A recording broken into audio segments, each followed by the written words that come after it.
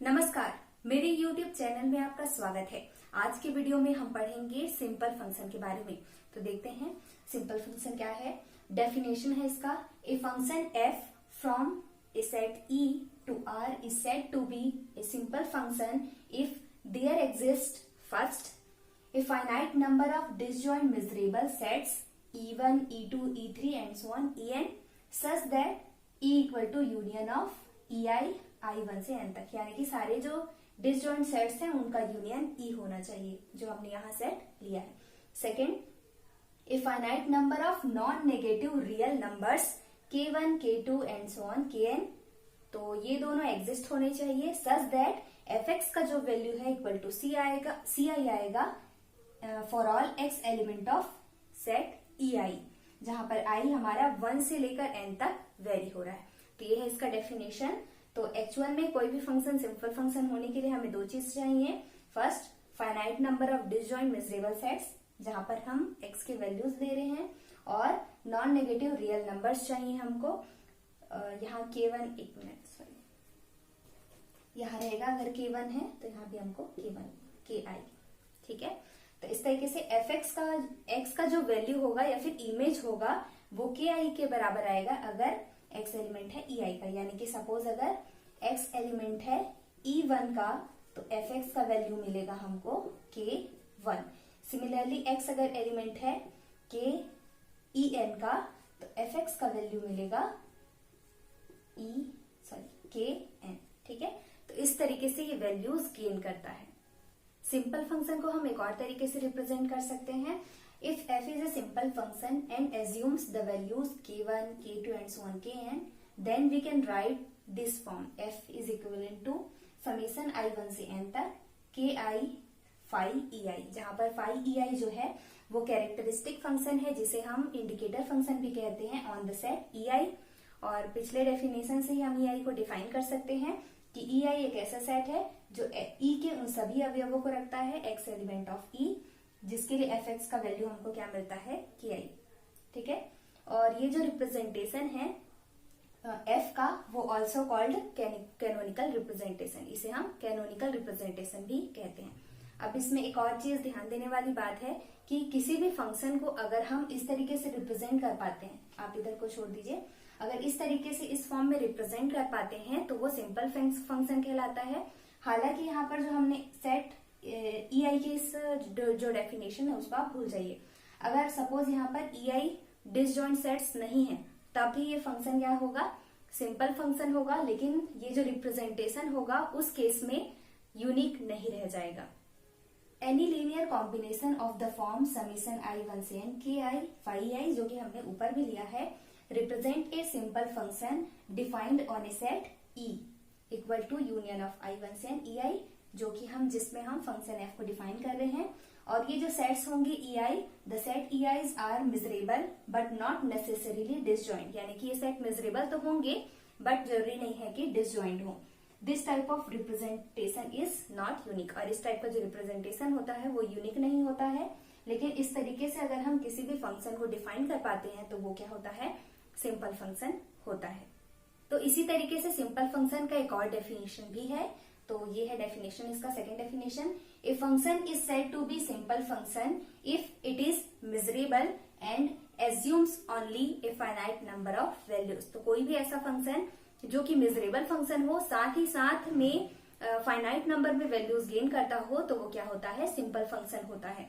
तो यहीं से एक आइडिया आपको समझ में आया होगा अगर आपने स्टेप फंक्शन पढ़ा है कि स्टेप फंक्शन भी क्या होता है, मेजरेबल फंक्शन होता है, साथ ही साथ में वो फाइनाइट नंबर में वैल्यूज गेन करता है, इसलिए वो क्या होता है, सिंपल फंक्शन होता है। इसलिए every step function is a simple function. तो इसका एक थ्योरम भी है, हम उसे प्रूव भी करेंगे और एग्जांपल्स के भी थ्रू देखेंगे।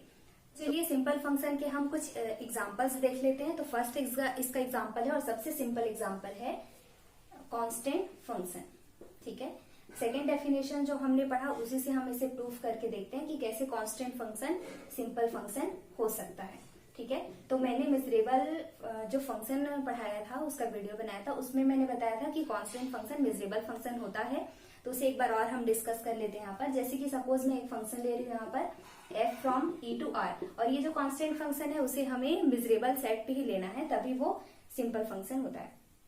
ठीक है, तो अगर एक कांस्टेंट फंक्शन है from a measurable set e to r such that fx equal to ci, या फिर c ही हम लेंगे क्योंकि एक ही वैल्यू गेन कर रहा है, for all x element of e। ठीक है, तो ये कांस्टेंट फंक्शन होगा। और मिजरेबल कैसे देख लेते हैं, तो कोई भी फंक्शन मिजरेबल फंक्शन होता है यदि एक जो सेट बनाते हैं हम f from f greater than alpha for all alpha element of r, ये जो सेट है अगर ये मिजरेबल सेट होगा तो f क्या है, मिजरेबल फंक्शन हो जाएगा। तो ये है या नहीं देख लेते हैं हम लोग। तो यहाँ पर सबसे पहले तो मैं पुट कर देती हूँ fx इक्वल टू c, क्योंकि f हमेशा c वैल्यू ही गेन कर रहा है ना, अगर वो e का एलिमेंट है तो, और यहाँ पर हम e का ही एलिमेंट ले रहे हैं तो c आ जाएगा fx इक्वल टू, यहाँ पे fx भी लिख सकते हैं, fx equal to c put कर दिया हमने। अब इस सेट को किस तरीके से डिफाइन कर सकते हैं हम लोग, तो यहाँ पर हमारे दो कंडीशंस आ जाएंगे। फर्स्ट हमारा c ग्रेटर देन अल्फा और second c less than or equal to alpha. Again इस सेट को हम किस तरीके से लिख सकते हैं, तो यहाँ मैं इसे रिप्रेजेंट कर देती हूँ as a set x element of e, जिसके लिए fx ग्रेटर देन अल्फा आएगा। ठीक है, तो इस सेट को हम इस तरीके से भी रिप्रेजेंट कर सकते हैं। अगर मैं ये कंडीशन लेके चलूं c बड़ा है अल्फा से, या फिर अल्फा छोटा है वैल्यू c से, तब इसमें कौन कौन से एलिमेंट्स आ जाएंगे। ठीक है, तो अगर यहाँ पर मैं पुट कर दूं और c से लेस अल्फा ले रही हूं, तो यहाँ पर e के सारे अवयव हमारे आ जाएंगे, क्योंकि इस कंडीशन को क्या सारे जो x हैं वो सेटिस्फाई कर रहे हैं e के। ठीक है, तो इस तरीके से e वैल्यू आ जाता है। लेकिन तो यहाँ पर मुझे क्या मिलेगा, 5 मिलेगा। जैसे फॉर एग्जांपल हम दोनों के वैल्यूज कंपेयर करके देखते हैं। सपोज यहाँ पर c ले रही हूं मैं 5, ठीक है, c का वैल्यू ले रहे हैं हम लोग 5, तो यहाँ आ जाएगा 5 5 5। ठीक है, अब fx का वैल्यू अगर 5 मिलेगा तो वो e का एलिमेंट होगा। ठीक है, तो यहाँ पर अल्फा का वैल्यू सपोज छोटा अगर हम लेके चल रहे हैं तो क्या लेकर चल सकते हैं, तो सपोज यहाँ पर मैं अल्फा का वैल्यू लेके चलती हूँ 4। ठीक है, तो ये जो सेट है वो उन सभी x को रखेगा जिसके लिए fx ग्रेटर देन 4 आए। अब 5 अगर मैं यहाँ पुट कर देती हूँ fx इक्वल टू 5। ठीक है, तो fx का वैल्यू अगर 5 मिलेगा तो वो किसका एलिमेंट होगा, c का एलिमेंट होगा। और इस कंडीशन को ये सेटिस्फाई कर रहा है, तो ये जो पूरा सेट है वो किसके बराबर बन गया, e के बराबर। ठीक है, तो इस तरीके से सिमिलरली अगर मैं यहाँ पर एक अल्फा का वैल्यू चूज करूं जो 5 से बड़ा या बराबर है, तो सपोज 5 ही हम चूज कर लेते हैं, तो ये जो सेट है वो क्या करता है, e के उन सभी अवयवों को रखता है जिसके लिए fx का वैल्यू 5 से बड़ा है। ठीक है, और fx का वैल्यू अगर e का वैल्यू है तो हमेशा 5 ही मिल रहा है, 5 से बड़ा वैल्यू तो कभी उसका मिलेगा ही नहीं। तो यहाँ पर ऐसे कोई भी एलिमेंट एग्जिस्ट नहीं करेंगे जिसके लिए fx का वैल्यू 5 से बड़ा आए। ठीक है, क्योंकि उसका वैल्यू हमेशा 5 ही आ रहा है, ना 5 से कम आ रहा है ना 5 से ज्यादा। ठीक है, तो यहाँ हमको कोई भी एलिमेंट नहीं मिला, यानी कि कौन सा सेट मिला, एम्प्टी सेट। सिमिलरली यहाँ पर आप 6 चूज करें, 7 चूज करें, मतलब 5 से कोई भी बड़ा एलिमेंट अगर आप चूज करें तो यहाँ लिख देते जैसे 6 से भी बड़ा कोई एलिमेंट नहीं मिलेगा, 7 से भी बड़ा कोई ऐसा एलिमेंट नहीं है जिसका इमेज 7 से बड़ा है ना। ठीक है, तो इस तरीके से हमको 5 यहाँ मिलता है। तो दो ही वैल्यूज आए हमारे सेट, एक तो e एक तो 5 अगर अल्फा छोटा है c से और अगर बड़ा या बराबर है c से तब। ठीक है, तो इस तरीके से हमने डिफाइन किया। और हमको पता है ये जो सेट e है वो मेजरेबल सेट है, क्योंकि हम मान के चल रहे हैं, और एम्प्टी सेट भी हमेशा मेजरेबल सेट होता है। तो इस तरीके से ये जो सेट है वो दो उन सेट के इक्विवेलेंट है जो कि मेजरेबल सेट है। तो हमने प्रूफ कर दिया कि जो सेट है e c greater than alpha, या फिर यहाँ हम लिखेंगे f ग्रेटर देन अल्फा, वो मेजरेबल सेट है for all alpha element of r के लिए, है ना। c से अगर छोटा है तब भी, और c से अगर बड़ा या बराबर है तब भी, यानी कि सारे रियल नंबर्स के लिए ये सेट मेजरेबल सेट प्रूफ हो गया। तो कांस्टेंट फंक्शन मेजरेबल फंक्शन होता है। साथ ही साथ में ये फाइनाइट नंबर में वैल्यूज गेन कर रहा है, एक ही वैल्यू गेन कर रहा है, तो by the second definition of simple function, constant function simple function होता है। एक और इसका एग्जांपल देखते हैं हम लोग। तो सेकेंड एग्जांपल है इसका डिरिचले फंक्शन, और डिरिचले फंक्शन यानी कि डिरिचले फंक्शन और रियल लाइन, ठीक है,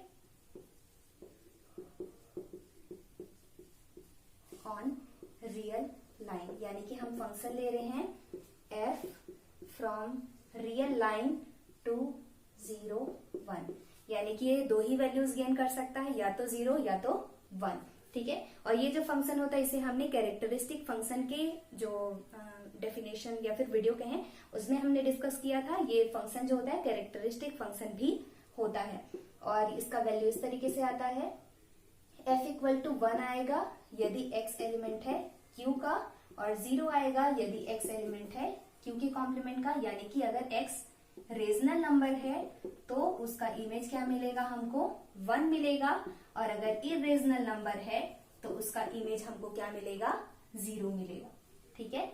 इस तरीके से जो हमारा फंक्शन है, अब देखते हैं कि सिंपल फंक्शन कैसे है। तो क्योंकि ये फाइनाइट नंबर में वैल्यूज गेन कर रहा है, ओनली 2 वैल्यूज, तो सेकेंड इसका कंडीशन सेटिस्फाई हुआ। साथ ही साथ में जो कैरेक्टरिस्टिक फंक्शन होता है ऑन ए मिजरेबल सेट, वो क्या होता है, मिजरेबल फंक्शन होता है। इसे हम आगे डिस्कस करेंगे, प्रूफ करेंगे।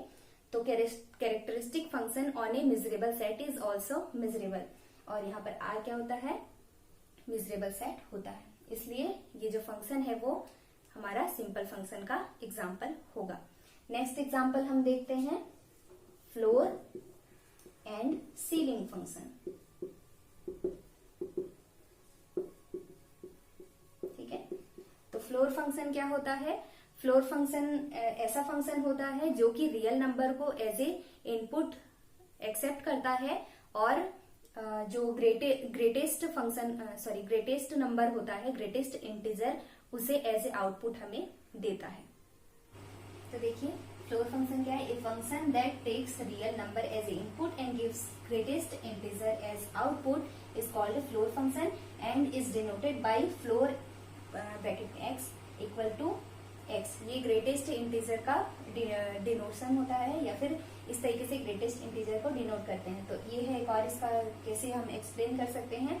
Floor x equal to maximum m element of z, यानी कि उन सभी इंटीजर्स का सेट में से मैक्सिमम चुनना है हमको जो कि इस x वैल्यू से छोटे या बराबर हो। सपोज इसको समझने के लिए हम लेते हैं कोई भी x का वैल्यू, जैसे कि मैं x का वैल्यू यहाँ पर चूज कर लेती हूँ 2.4, ठीक है, 2.4 चूज किया मैंने।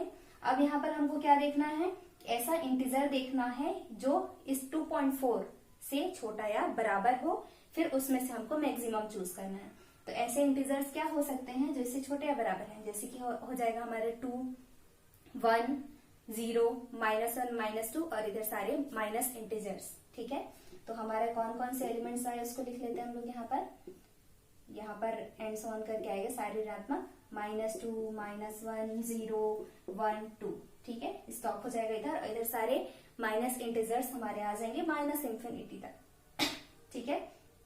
तो अब इसमें से मैक्सिमम चूज करना है, तो मैक्सिमम वैल्यू क्या होगा हमारा 2, ठीक है। इस तरीके से हमारा फ्लोर फंक्शन डिफाइन होता है। सिमिलरली हम सीलिंग फंक्शन भी डिफाइन कर सकते हैं। तो यहाँ हम देख लेते हैं सीलिंग फंक्शन क्या होता है।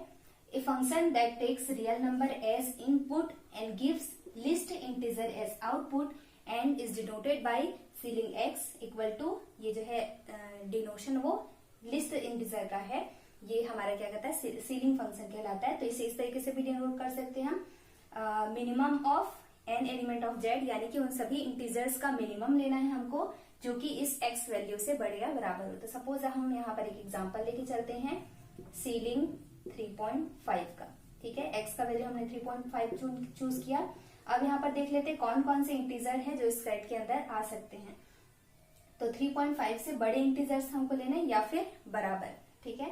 तो बड़े आ जाएंगे हमारे 4, 5, 6, 7 से लेकर प्लस इंफिनिटी तक। अब इसमें से मिनिमम लेना है तो हमारा आ जाएगा 4, यानी कि सीलिंग 3.5 का वैल्यू आया हमारा 4।